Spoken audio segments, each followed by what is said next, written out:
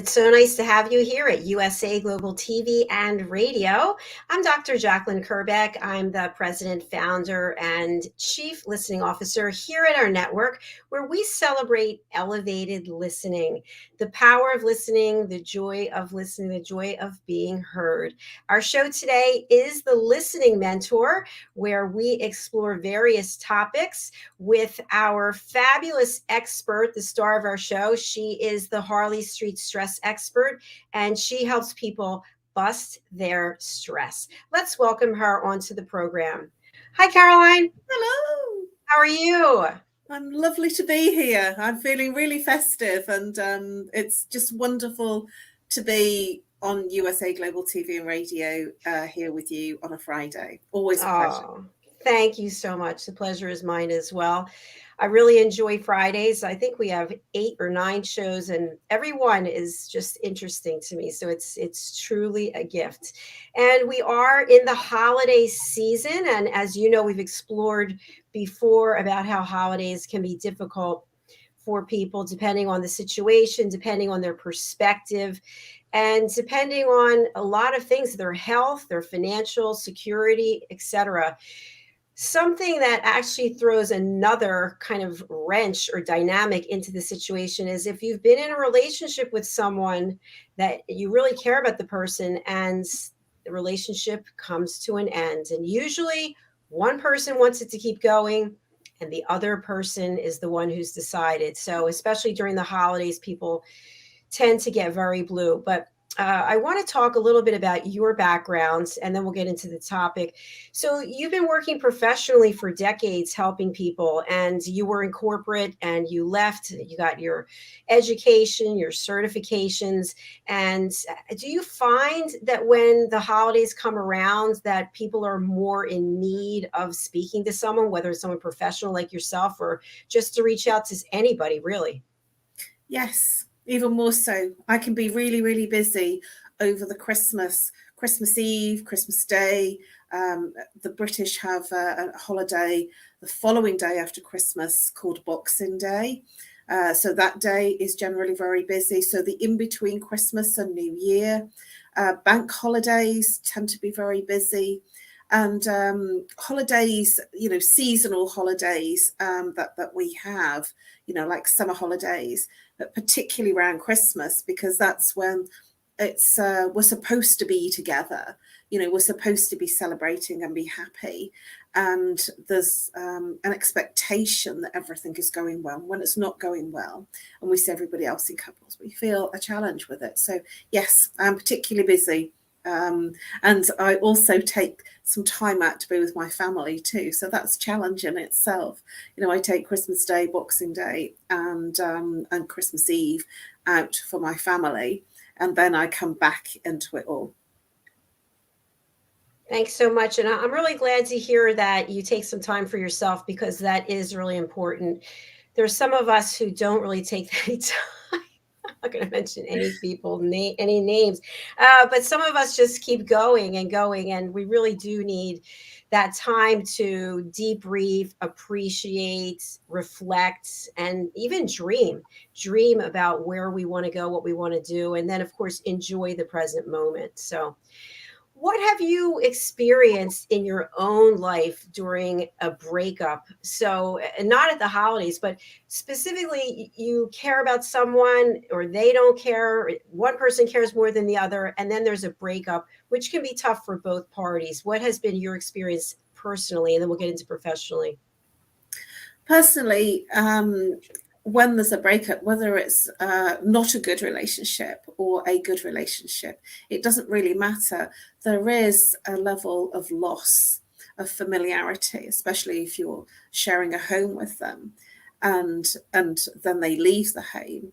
It then leaves you with a big space to fill.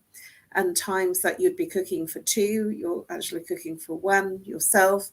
And even though it's not an easy relationship that's broken up, it actually is still very challenging, because it's a bereavement. It's a loss. It's a loss of the way that you would I would normally be in terms of my day and my activities. I remember when my marriage broke up, which was particularly difficult, and it wasn't a happy time for us. You know, it was not working. And we were really very good friends rather than husband and wife. And when he left, even though that relationship wasn't easy, I found it very difficult to stay in the home during the times that we would have been together, you know, in the living room, and used to walk around until it was really late, because it was just very difficult to be amongst all the wedding pictures. So I haven't had a particularly great time. And at the same time, it was a forced grieving and a forced bereavement that I had to deal with. And it made me stronger, and it made me more able to cope and allow myself to go through the loss. Well, thank you again for your transparency. You're always showing up real and authentic, and I appreciate that. So I'll do a share as well. I've spent pretty much every single holiday season by myself, believe it or not. And I would say, with the exception of maybe 1 or 2 years, I always spend the holidays alone. And when I say alone, I mean without a partner, without being in a relationship with someone. So I've just kind of gotten used to it, and I don't really think of it any other way. I don't feel like I'm missing anything, because that's what I'm used to. Now, there have been years in the past when I did feel a sense of sadness, a sense of missing out, a sense of loneliness. But as I've gotten older, I don't feel that way anymore, because I feel like now I can do whatever I want to do. So now, what about professionally? When someone comes to you and they share the fact that their loved one has broken up with them, they've decided they don't want to be in the relationship anymore, a lot of times there's blaming, there's anger, and there's animosity. And I feel like underneath that is a huge amount of pain, but yet it comes out through anger. What have you found in your work? That's exactly right. There is a lot of anger, blame and shame, especially if one of the partners have cheated on the other one. There is a lot of, I'm better off without them, and at the same time, I'm really missing them. You know, life, especially if they're sharing a home, it's very difficult. And sometimes they just want to reach out and talk, you know, because they feel lonely. Those are the words I hear quite often. I feel lonely. And loneliness is an internal thing. You can be in a relationship and still be lonely. So when somebody's feeling lonely, this is an internal experience that is reflecting in their external world. So even though they're alone, they can actually move into a state of not being lonely, because it's a state of being that's internal that you can change. Yes, it's very powerful. I've known people and know of people who purposefully will break up with someone before the holidays that come around this time of year. Reason being, no gift giving, don't have to go with their families wherever, don't have to take them anywhere. And it does feel a little cruel. But then at the same time, spending the holidays with someone you don't really want to be with, that's painful too. Very, very much so. This is very common, because what it does is it forces you to be together at a time that you're not getting on. And that impetus of being with family and friends and being happy, and you're not happy. You know, relationships are for a reason, a season, or a lifetime. And sometimes the reason is over. Sometimes the season is over. Maybe it was a summer romance that kept going. And maybe the person has moved on. And whatever the reason, season, or lifetime is, that relationship has come to an end. And no matter how much they want to make it okay, it's very difficult when you are enforced to be together in a family Christmassy situation where everybody's around and having fun. Because if you're not feeling the sensory of fun and pleasure and that romance in the relationship, it can actually be very, very difficult, very challenging, where we land up in relationships where the person might be sniping at each other. They might be giving cross words to each other or being shameful to each other. So it's never a good place. And that enforced time of being with a family and being happy, being cheery at a time that they're just not feeling it is very, very difficult, and not one that I would endorse or say that is a good thing to be in. Thank you, Caroline. So, for our audience members who may be going through something and they're thinking, you know what, I just can't stand her anymore. I don't want to spend another day. Is there any direction or advice, professional advice that you can give, knowing that the relationship is not working for this person? And also knowing at the same time that if they stay in the relationship through the holidays to keep peace or whatever the case, maybe to appease their guilt, sense of guilt, that's not going to be a good experience. And then also if they decide to break up with the person, that might be a painful experience too. So what's one to do? To be authentic, to be honest, because if you're not happy, then it shows out. It shows out in your responses, the way that you feel. And if you're not feeling happy, then it's not a good place to be. We're only here once. We're here for a short time. And it's important to be happy in that time. Many people stay together in relationships way, way beyond the time that they really should have stayed in the relationship if they are unhappy. And it's because there's an expectation. They don't want to hurt someone, but you're actually hurting someone by staying in the relationship. You're hurting yourself and the other person. Sometimes, and I know it's difficult, it's a bit like ripping off a plaster, Band-Aid plaster, is to actually take it off quickly, have the conversation and be genuinely authentic in how you're feeling, because it might just be the other person feels the same. It might just be the other person isn't happy and they don't know what to do about it. And so both of you stay quiet and suffer. So to be honest in your communication and say, because when you speak in your authentic truth, it allows the other person the same space to be genuine and authentic in what's happening for them too. Excellent. I can appreciate that.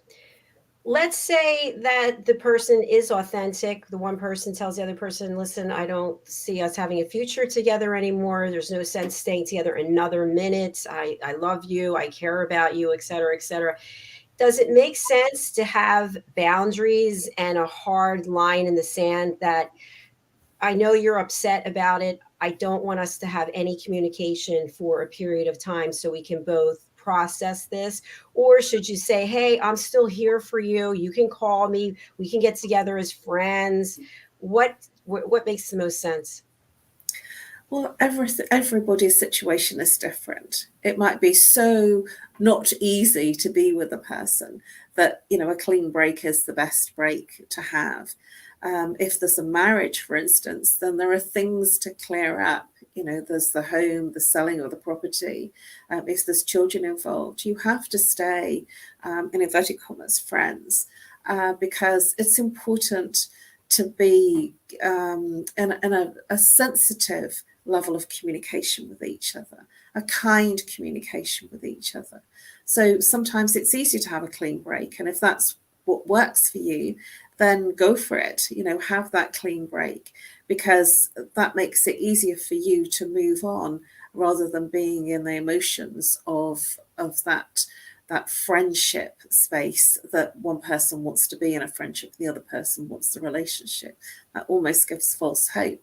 But when you have to align yourself with responsibilities like children, selling the home, and sorting out valuables, furniture, if you're selling up the home, then you have to kind of remain on some level of respectable and sensitive communication. Otherwise, all hell breaks loose. Yeah, that's a really good point. So it depends if you're in a marriage or a committed relationship, as opposed to two single people. They were committed to each other, but yet they can move on and not have to sell property and do a lot of the things that you're talking about. Now, what advice do you have when someone is really grieving and they manifest it through angry social media posts, or by going and uh, speaking derogatorily to the person's friends or the person's network? And they're not helping themselves, obviously, but yet they're so mad about it that they just want to go tell the world so that the world will think this other person is less than. It's very easy to do that, especially in our social media times, to just write a post and then, sort of slate the ex-partner. That doesn't bode well, because what you're doing is you're showing how you're going to be with any future partner or relationship. So that doesn't bode well in terms of your character. You're almost assassinating your own character by doing that, even if you feel very just and very in the space of saying, I really have the right to run him down or her down. It's important to have some sense of semblance that a social media post is up forever. People will see it. People may not comment, but they might be a little bit more wary about getting close to you. And also, while you're speaking badly about one person, other people may assume, and it wouldn't be unrealistic to assume, that if any other relationship breaks down, that you might be offensive to the next relationship. I would recommend containing the anger externally by not doing it on social media and having that conversation, that angry conversation, either with yourself, in a phone call with a friend that you really trust and that you care, that cares about you and you care about them, because sharing is caring. A problem shared is a problem halved. I don't feel that going on social media and having a rant and rave actually helps you or the other person, and it doesn't make you look great. Really good points. And we see this all the time, even with celebrities and people who are social media influencers. And you have to think to yourself, wow, I imagine they're talking about me behind my back, or, somebody that you know. And I love the point that you made, that a future partner is going to look and see, wow, if this is how this person's behaving, I don't want to get involved with them. So it just causes sort of a ripple effect of negative energy. Very much so. And also, further on that when you're pointing the finger out to that person, you're actually pointing three fingers back to the power of the thumb back to you. So you're actually hurting yourself even more than you're hurting the person. It's like you're holding the hot coal in your hand, and it's burning you. It isn't burning the other person. It's actually affecting you, and it's causing you more trauma and upset. Yes, I do agree that anger is very, very good to have, and punch a cushion, or sort of scream and shout, or do a run and really kind of stamp it out or dance it out. These are more healthier ways. But when you point the finger at the other person, you're really, really hurting yourself in a big way.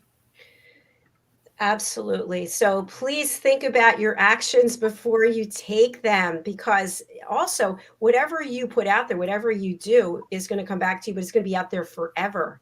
And one day you may wake up and go, oh my gosh, I can't believe that I did that. I was so out of control. When we're out of control, we realize it, but we can't stop ourselves. We just go crazy. And then at some point in the future, typically, I know with me, I've looked back and said, oh my gosh. And I'm upset with myself that I let myself get out of control.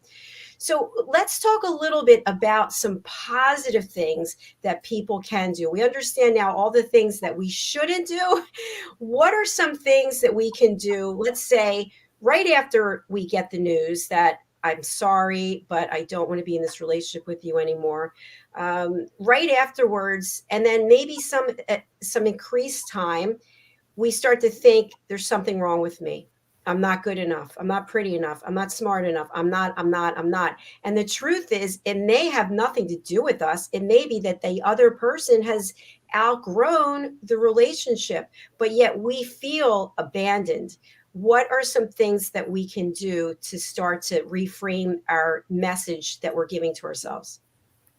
You bring up a really excellent topic, abandonment. When there is a breakdown in a relationship and that feeling that we get is abandonment, that will be something that's innately in us that we're experiencing over and over again. And this will be something from our childhood. There may be a feeling of abandonment from a relationship breakup with the parents, or a sibling rivalry, that there will be something in your childhood that created that feeling of abandonment.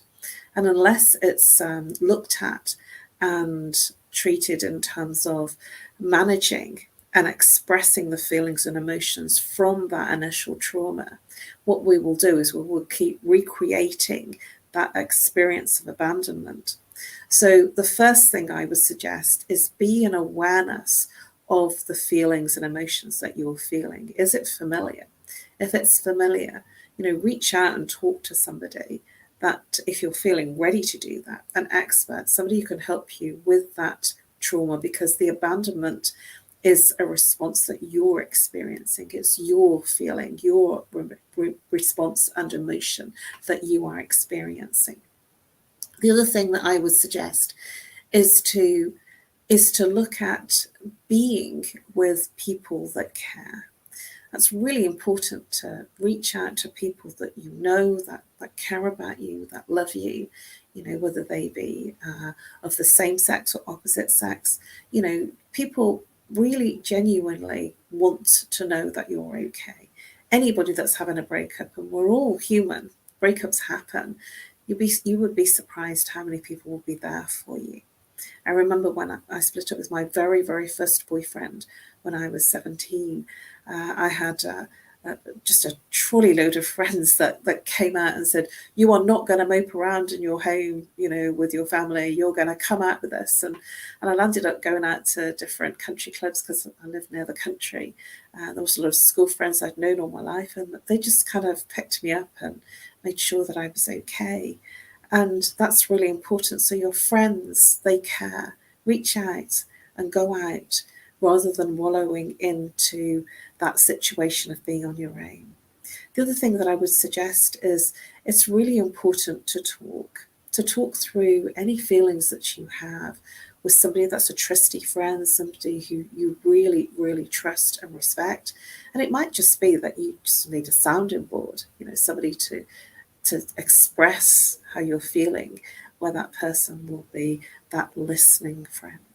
It might be that you need some advice, but nobody can really tell you what to do. You can only do that in the space of where you are and how you want to progress.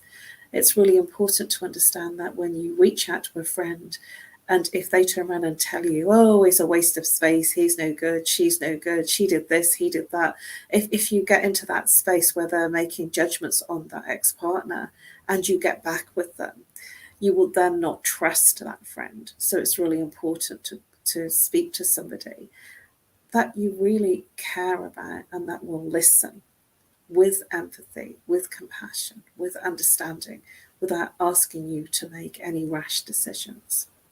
The other thing that's really important is to express your emotions. If you don't express your emotions, they then turn on you into the body and they start giving you challenges. So I had a breakup in a relationship a long time ago. It was when I was about 27. I was going to get married to them. And so I was expecting this wonderful outcome. And I found out that he was already in a relationship, which just broke my heart.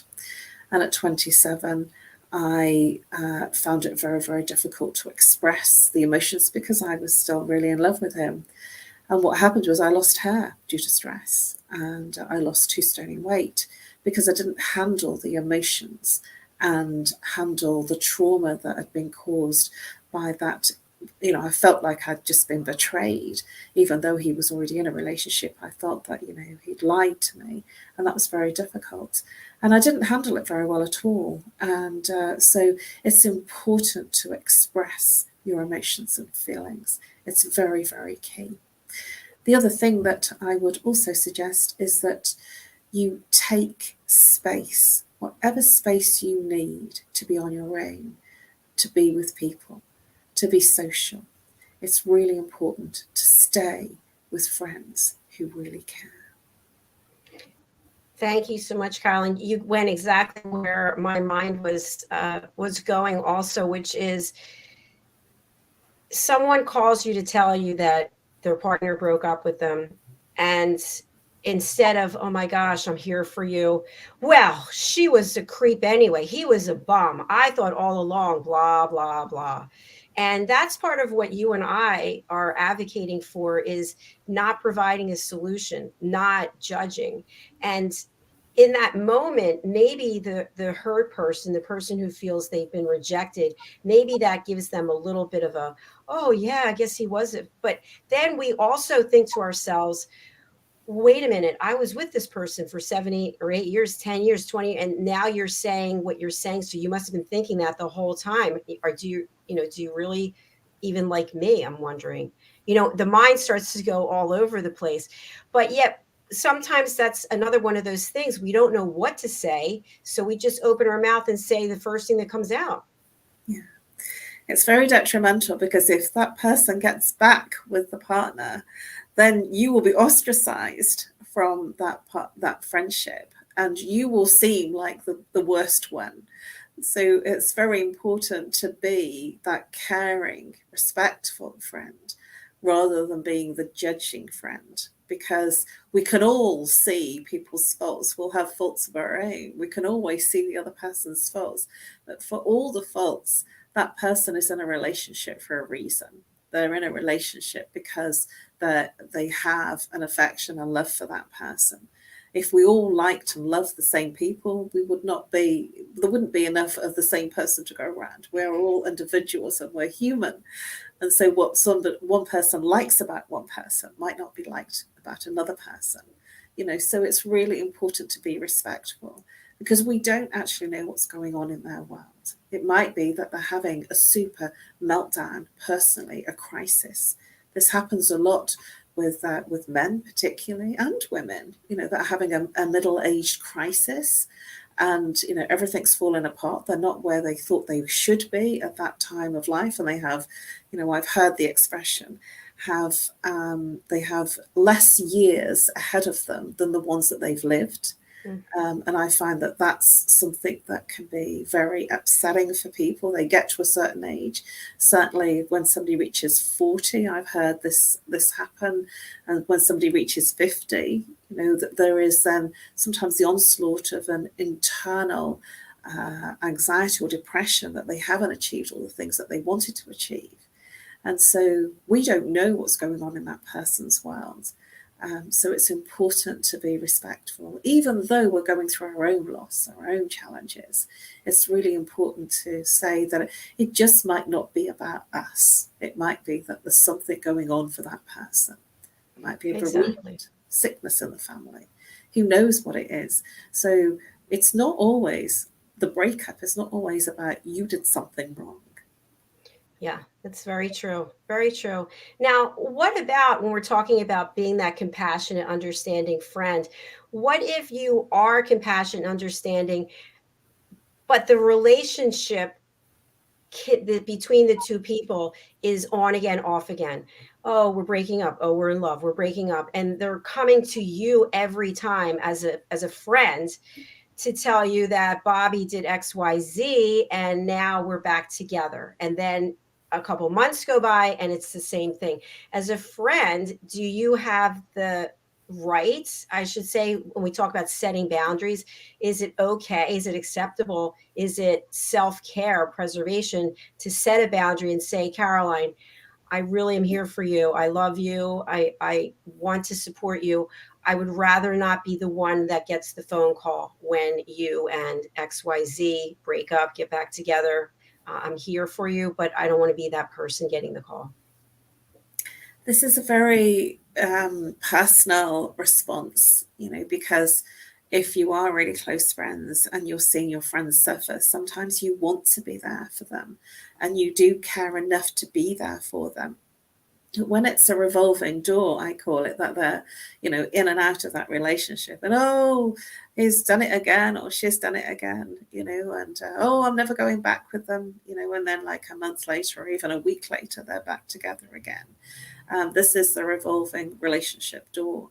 It's important to make a decision as their friend to decide whether you want to be the person that they're always leaning on, or whether you want to call time on it and say, hey, I really care about you. I just can't handle this continual drama of your relationship. I've got enough of my own things going on, because sometimes your life might be challenging too, and you can't really cope with that person coming back time and time again. So it's about creating what feels right for you in terms of your own personal boundaries. That the person will keep doing that until they are fed up and it's time for them to actually see that the relationship is ending. Some people do that for years and years and years, and the partner knows that they're leaning on particular people and saying the same thing over and over again. So they will have some conscious level of behavior and insight as to that's going on. It's a lot to take in, isn't it? It's difficult to be a good friend and at the same time look out for yourself and have those boundaries, because even as you were saying it about how you can react to the person saying, listen, I don't want to be part of your situation, that's hard to say. It's really hard to say, and it might be hard to hear as well. But I feel like that's the part about being authentic and being real, is that instead of pretending that everything's okay and that I don't mind you calling me over and over and telling me about this situation, I'm thinking to myself, I hope that she doesn't call me and tell me that same story over. I hope I don't run into them. Right? Because now what you've done is you created this distance between you and the person, because you feel sort of like you're a trash can, just like dump the trash in the trash can. Now, for some people, they might be able to listen without getting emotionally involved and without having any kind of reaction. But again, I think that comes to speaking to a professional like yourself, where you're not jeopardizing a relationship with someone. Absolutely. I'm in total agreement. I did have a friendship many years ago when my marriage was very difficult. And that friend said, look, I don't really want to know the details. I have a really good friendship with your husband, and I don't really want to get in the middle of it. And I thought that was her being so authentically true to herself and to me, that I respected the fact that she said that. I thought that was, brave. And at the same time, I thought, well, I get that. I don't want you to choose sides, and at the same time, I also felt that wasn't a person that I could go and share the challenges that I was having. And so I actually felt that was a very respectful friendship. I didn't condemn her for it. I thought it was amazing that she felt that much care and that much love, that she said that she couldn't handle hearing things, because she had a really good friendship with him too. So there is something in there that, to have friends that can see both sides, that you're not making your friends choose whether it's your side or their side. And I felt that was very encouraging, because it made it so that my friends weren't taking sides. Very interesting. What do you make of it when two people consistently break up and then get back together? Does that mean that the relationship is flawed and is not going to be successful? Or is it just that some people maybe like drama? I think maybe liking drama might be one of the things. Because some people might find it exciting. Well, when there is that going on and we see that kind of relationship in our friendships, it's always very difficult to watch because we feel the hurt they're feeling, and then we feel the bliss that they feel when they get back together. It's almost like the breakup makes the makeup even better. And some people almost break up to make up because it's like a clear out. Right. And so, I do find, I'm smiling because I do know a few couples that are like that. And they just love to be in that space. And maybe that is the way they are, that they both explode and then everything gets cleared and then everything becomes wonderful again. Maybe that is their way, and it works. And, for me, that wouldn't work. But, for some people, that is their way. And who are we to say that's not right if they always get back together and they're having a lovely Christmas, but they have a blowout and a complete in the summer, because we know those kind of couples. And I just think that it's probably their way of releasing what's not working. They're clear out. I don't like this, I don't like that. Well, I don't like this and I don't like that. And you did this and you did that. And it clears out. And then the making up becomes incredibly, sort of powerful for them. Yeah. And that's the only way that they know how to do that clear out.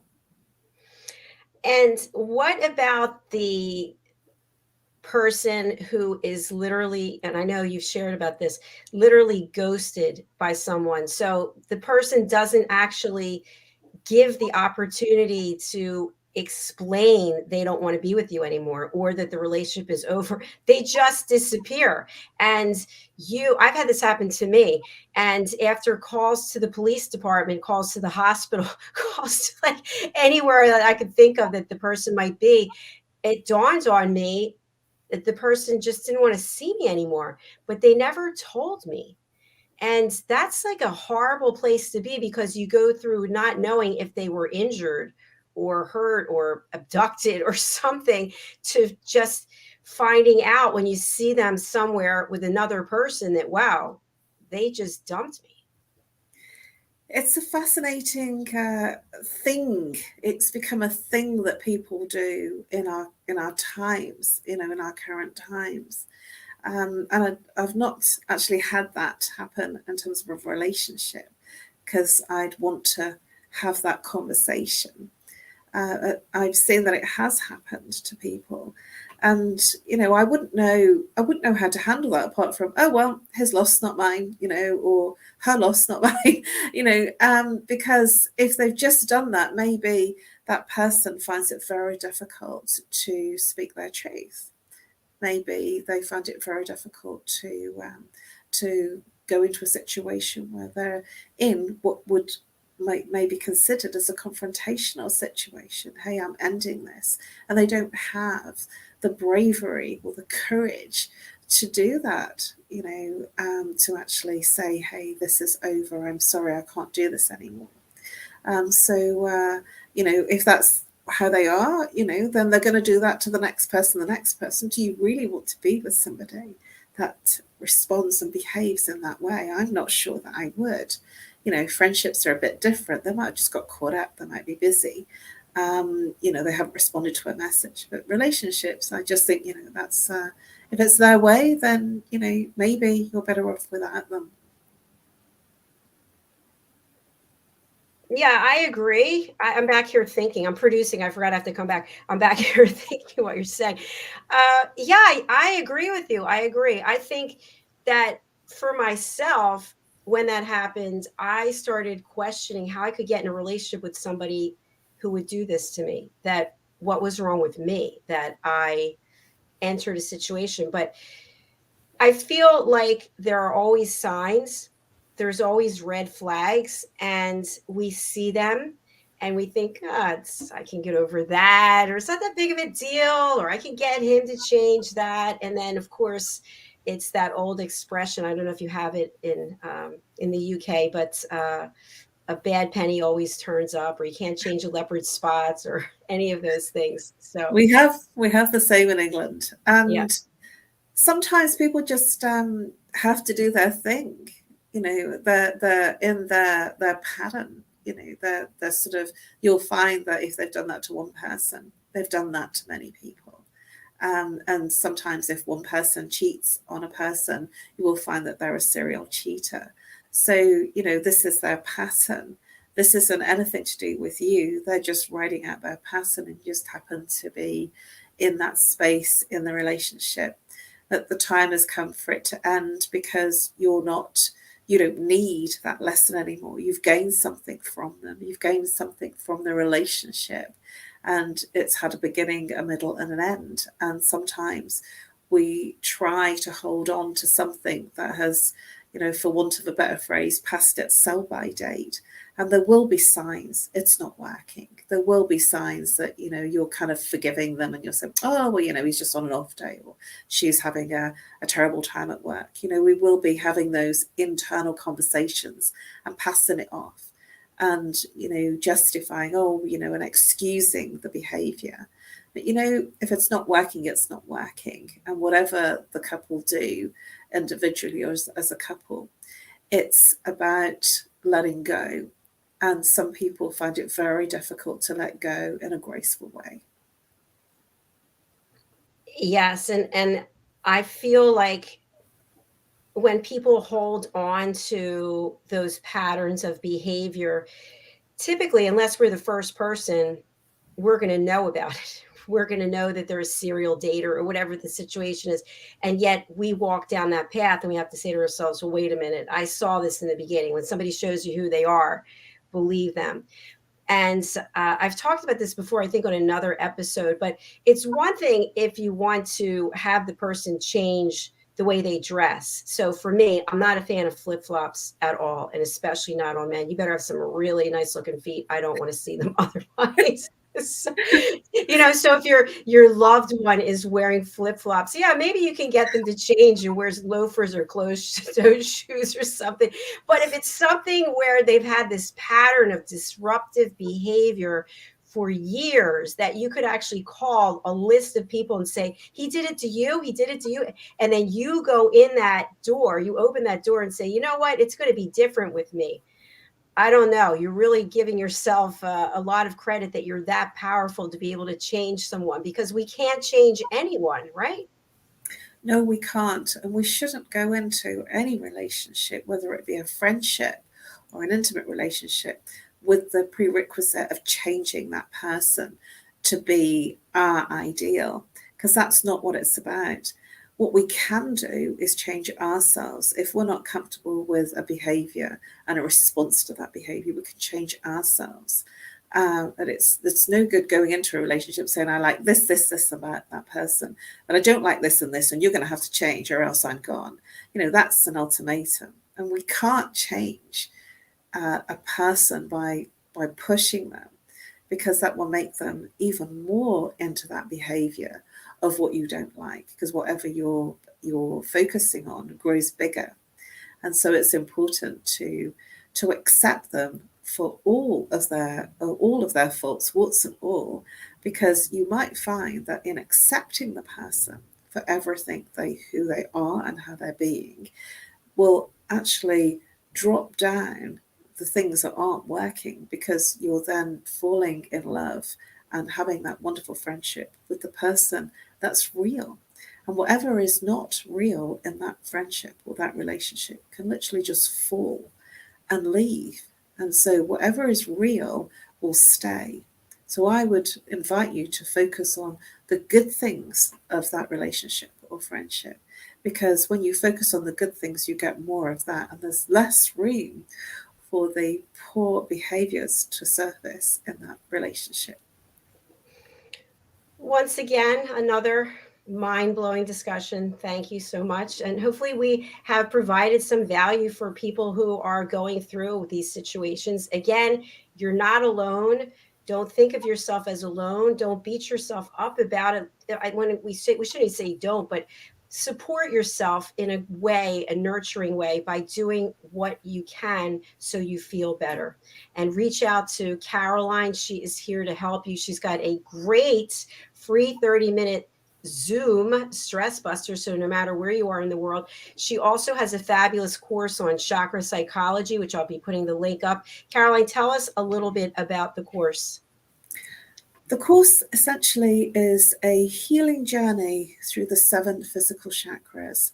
It gives you insight, understanding, and awareness, a whistle-stop tour through the chakras to give you understanding of what symptoms can come up when there's imbalances in the different chakra areas. This can actually be also very healing, because in awareness, you can then start to reflect and change and handle the unexpressed emotions and feelings about that imbalance in that particular chakra. It's very powerful, because in awareness of that symptom, it can literally melt the symptom, and then the emotions become freer, and then the pain, physical or emotional, can clear. I highly endorse the fact that when we are in understanding, insight, and awareness of why things are the way they are, transformation is the next step. Without the awareness, we can't change anything. It's also a healing journey, because that state of being aware of the 7 chakras and the imbalances, what they can cause, will change the way that you feel. And once you know, you can't then unknow. It's like having the pink elephant in the room. Once you're aware, you can then not turn around and say, I'm not looking at that anymore. What you can do then is change things. And that's transformation.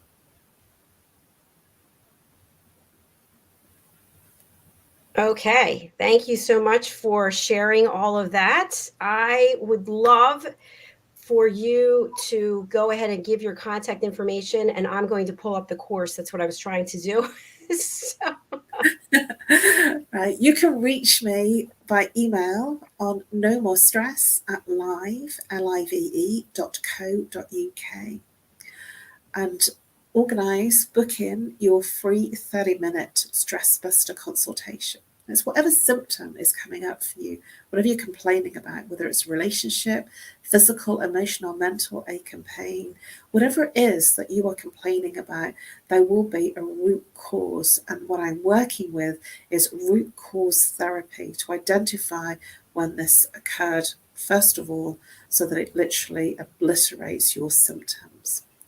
So reach out to book in your consultation, either by Zoom or Skype or by call. You can call me on +44 if you're international. If you're local, 07523 120 189. I look forward to helping you bust your stress. Thank you so much. I'm going to share my screen so that people can actually see where to go to sign up for the course.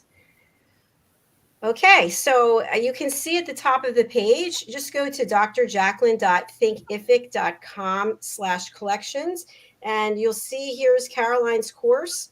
This course is by Caroline HEWARD, an introduction to the 7 major chakras, their meaning and their role in our healing journey. With over 2 decades of experience, Caroline has a license to practice on the famous Harley Street in London.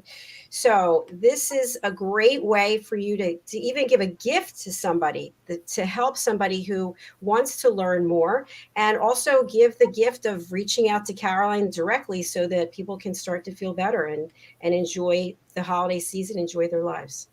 So thank you again, Caroline, for being here. And so we're going to say goodbye for now. Our next show is coming up. It is the Pet Psychic Amina special about wildlife crossings. Before we go, I do have a couple of quick announcements. We have a new show coming up as a special. It's on Monday. The name of the show is Talking Peace Around the World. And we've got a panel of world-class broadcasters who are joining me to discuss peace. We've got Ian Pelham Turner joining us from the UK. We've got Daisy, and she's joining us from, Australia. She's in Australia as well as Lebanon. She's going to be in Australia for the show. We have Helena. She's joining us from the UK. And we have Al joining us from the United States. So together, the amount of years of broadcasting between these people it's amazing. We also have the opportunity for you to go ahead and buy The Amazing Adventures of Lady Ella, the Listening Mentor, which I have to say, Caroline, I'm so excited because my book came last night. Yay! Woo-hoo! Congratulations. Thank you, thank you. And I have to say, one of the cutest things was the book is dedicated to my great niece, and her mother sent a picture of her reading the book and looking at her picture, and I just started to cry. I just was like, oh my gosh, so beautiful. So you can actually go over and order your copy, pre-order your ebook, which is the second one. Caroline is the star of the first book. She is the owl, white owl named Tara. As you can see her there up in the tree, and she's also joining us for our, what is the next book? Is it the second or third? I can't remember, Caroline.